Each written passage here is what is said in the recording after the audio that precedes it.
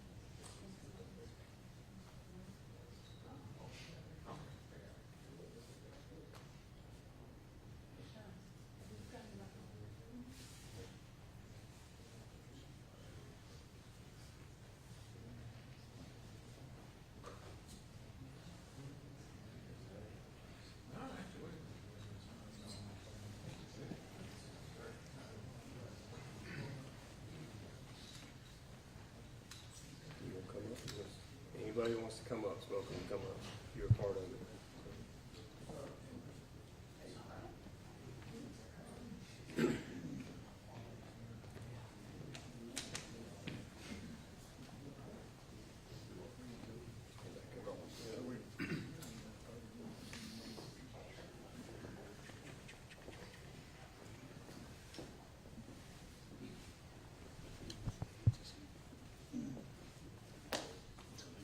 Ready? So, good morning. I want to thank each of y'all for being here. I want to go ahead and start by introducing everybody that's standing up here today. I'm going to start with my folks from the Limestone County Sheriff's Office. We have Investigator Dylan Lay, Investigator Stephen Ferguson, Captain Danny Craig. We have Captain Caleb Durden, Investigator Jesse Gibson, and we have our District Attorney Brian C.T. Jones. From Athens Police Department, we have Chief Anthony Presnell, we have Lieutenant Jonathan Caldwell, and Detective Jared Smith, and from the Covenant Rescue Group, we have Jared Hudson. So I'm going to start off by introducing the Covenant Rescue Group now. Sharing a passion for children who fall victim to human trafficking globally, Covenant Rescue Group decided to become active. They organized their passion, training, and expertise to bring this wicked organized enterprise to an end. To do this, CRG supported successful anti-human trafficking operation globally, leading to real rescues, real arrests, and real prosecutions. This includes undercover child exploitation stings and rescue operations that dynamically break up human trafficking rings. Thanks to Investigator Jesse Gibson, we were able to bring CRG to Limestone County to assist us this past week and provide our staff with outstanding training and experience to continue this important work. At this time, I'm going to hand this interview off to Captain Caleb Durden, who's going to speak to what we're here for today. So, Captain. Thank you, Sheriff. I just want to say thank you to everybody that's up here, from our corrections officers to our deputies, and our investigators did an outstanding job, and especially Covenant Rescue Group, their instructors did a great job for us and really helped us a lot. God's children are not for sale. I hope this message rings loud and clear throughout all of North Alabama today. Last week, Limestone County Sheriff's Office, Athens Police Department, Covenant Rescue Group, we all partnered together to conduct an undercover operation. This resulted in 9 arrests. These people that we arrested were targeting children in our community. And I'm going to go through those that have been arrested. We have Gilbert Jordan. He's 30 years old, of Madison. He's been charged with human trafficking, traveling to meet a child for unlawful sex act, and electronic solicitation of a child. Brandon Adamson. He's 31, of Athens. He's been charged with human trafficking, traveling to meet a child for unlawful sex act, and electronic solicitation of a child. Edgar Castro Juarez. He is from Albertville, Alabama. He's 28 years old. He's been charged with human trafficking, traveling to meet a child for unlawful sex act, and electronic solicitation of a child. Christopher Tomasello, he's 31 of Blunsville, Alabama. He's been charged with human trafficking, traveling to meet a child for unlawful sex act, and electronic solicitation of a child. Bernardo Sanchez, 43 of Huntsville, has been charged with human trafficking, traveling to meet a child for unlawful sex act, and electronic solicitation of a child. Cameron Abernathy, 29 of Athens, has been charged with traveling to meet a child for unlawful sex act and transmitting obscene material to a child by computer. Jacob Farley is 22. He's from Huntsville. He's been charged with human trafficking, first degree, traveling to meet a child for unlawful sex act, and electronic solicitation of a child. Colin McGee, 30, of Athens. He's been charged with human trafficking, traveling to meet a child for unlawful sex act, and electronic solicitation of a child. And lastly, Bobby Pynchon, 37, of Hazel Green, and he has been charged with human trafficking, traveling to meet a child for unlawful sex act. And of these, they will all have an ISLAW hearing this Thursday, with the exception of Cameron Abernathy. He had a $100,000 cash bond, and he has since posted bond. The purpose of this operation was to identify, investigate, and arrest predators seeking to commit sexual acts with children. And these offenders targeted and solicited decoys who they believed to be children. These predators found us while searching online through chat rooms, social media, and other sites. These offenders then agreed on cash payments to engage in sexual acts with children, and then they traveled to designated locations in Limestone County to commit these acts. This operation was a result of several months of planning, and we plan to build on this operation's success, and we're going to continue this important work going forward. We remain committed to protecting those who are most vulnerable in our community by proactively disrupting the child sex trade and arresting these sex traffickers. To the parents that are watching this, I hope you're wondering what you can do to help us.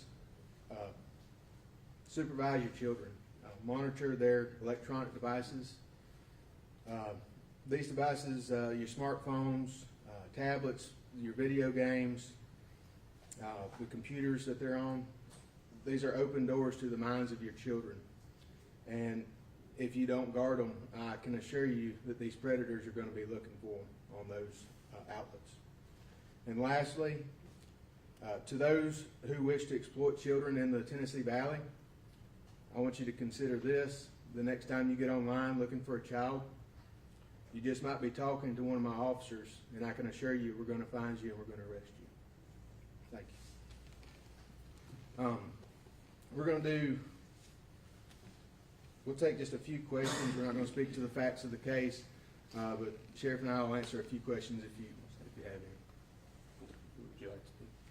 I don't have to say anything, but I can help answer questions for sure. We're going to invite Jared Hudson up with Covenant Rescue Group. So if y'all have any questions, we'd be glad to take those right now.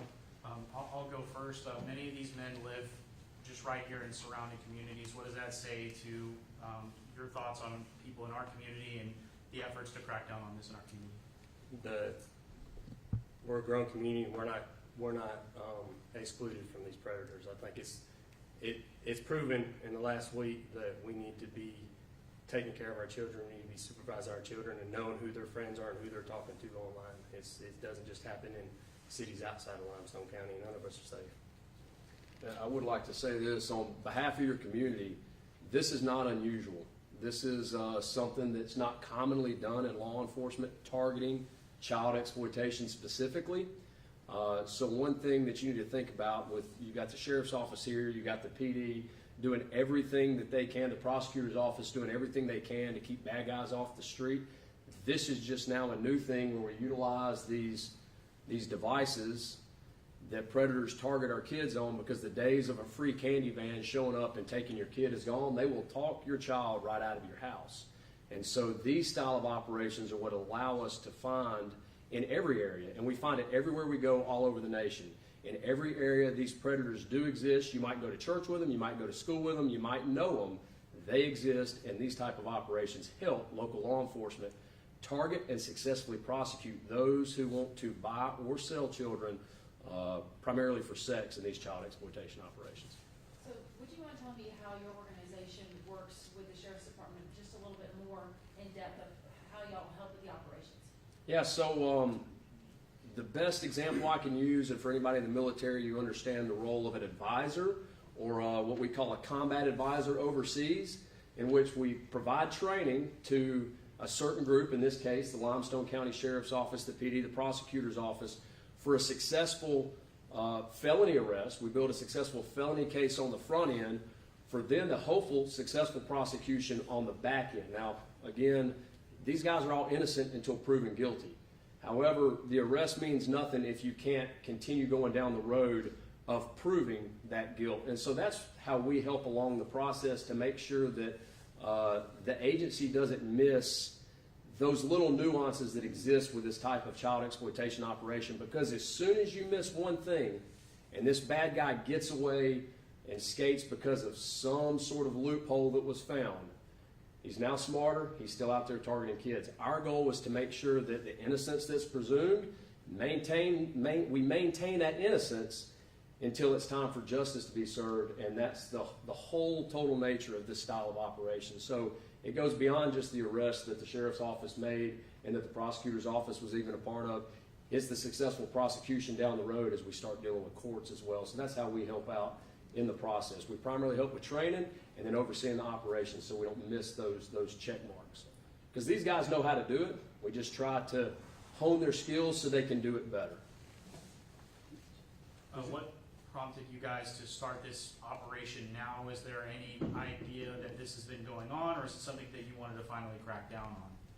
We've all known it's been going on, but I think in the last year or 2 years, we've noticed that we have had numerous parents contact us about suspicious messages being relayed or coming through these different devices or platforms to reach out to their children. We've made a couple arrests these last couple of years for it, and I'm really not 100% sure how Jesse came up with the Covenant Rescue Group, but he brought it to me. He said, hey, I really want to look into this and try this.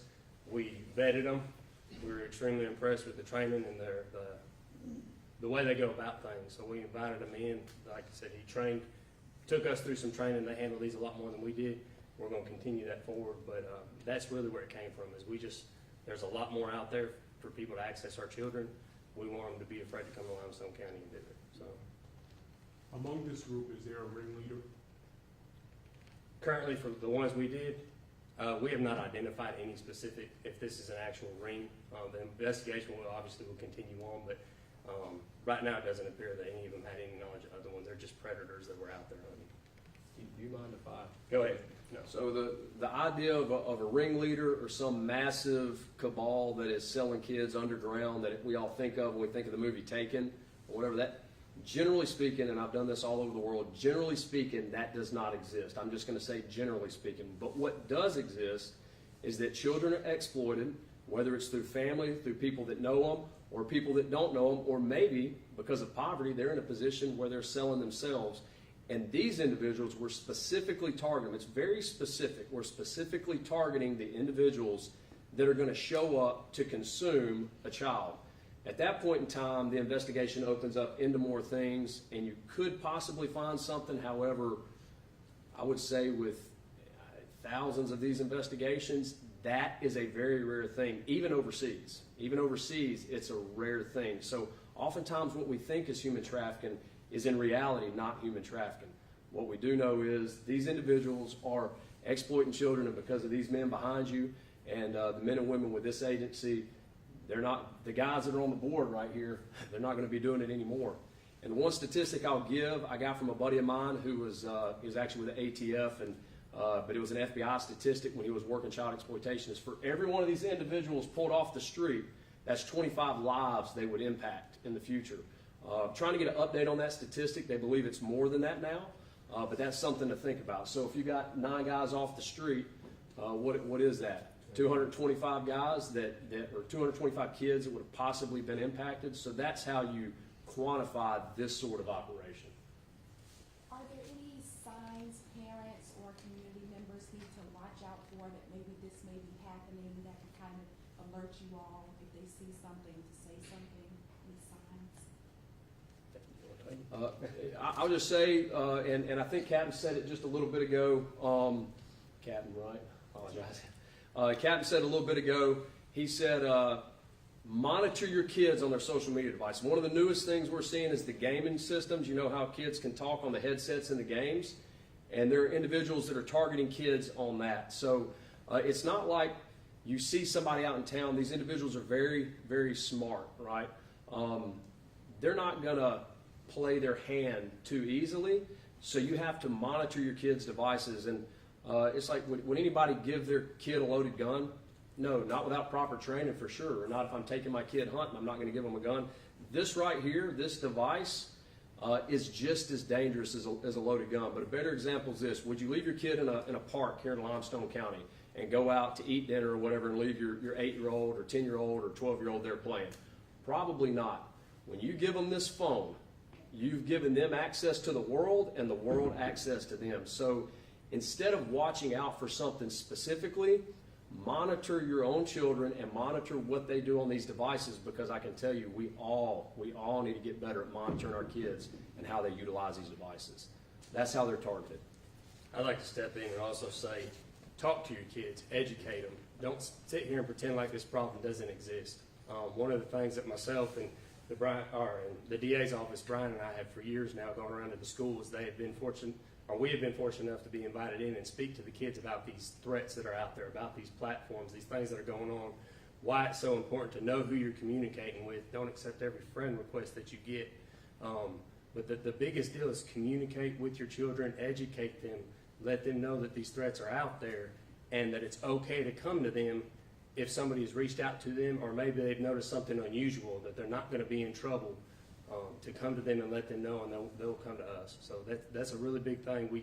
We're really working hard to get out there into churches, schools, anything, to educate our kids and the kids in our community about these threats that are out there. So. And you talked about the gaming software. What is the responsibility of the manufacturers of the PlayStations and things like that, their responsibility to safeguarding their... I can't speak directly to that. I know that there's a lot of lawsuits and things out there right now that are addressing those platforms, but I couldn't speak to that directly. I don't know if anybody here can, but... I would say the responsibility is on the parents. Yeah. God gave you your kids for a reason. You better be responsible for your kids. It's not anything else, because they're not trying to take them away from the software company or anything like that. They're trying to take them away from you. So be responsible for your children, because somebody out there wants to take them away. Final thought I had, you credited members of your department for stepping up here. What does it say to the people in your community and your department for taking initiative and taking a stand here?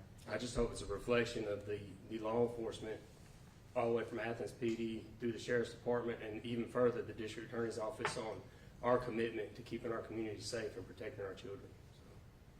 If you can, just one more question to me. What led this, what cued your investigation? What started this whole entire thing? So again, going back, we've had a number of cases over the last couple of years where it's coming more prominent, where we're ending up looking into messages that a child has received, and a parent has come to us and said, hey, we need to look into these. If you look through our arrest records, you've seen we've made a couple of these cases prior to this. So we really just wanted to, like I said, Jesse came to me with this idea and said, hey, we could really let people know that we're not going to tolerate this. Let's see what happens. So we went in, we started the sting. It was successful, which we're glad it was successful, because it's identified some predators that are right here in our community. Again, our goal would be that predators never come to our community. So, yeah. Hey. I would just say on these types of crimes, we are constantly reacting, and this gives us a chance to be proactive and try and prevent some of those types of crimes from happening. So that's huge to me. We work closely with the Child Advocacy Center here in Athens and Limestone County, and we're bringing them cases every week. And so this is huge to be able to get in front of some of those cases and possibly prevent something from happening to a child. So So as a result of tailing that investigation, you got in touch with the CRG to help with the investigation. Yes, sir. Have any of these gentlemen been arrested before for any crime associated?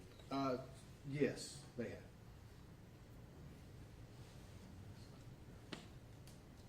Anything else? Y'all good? Thank Thank you. y'all.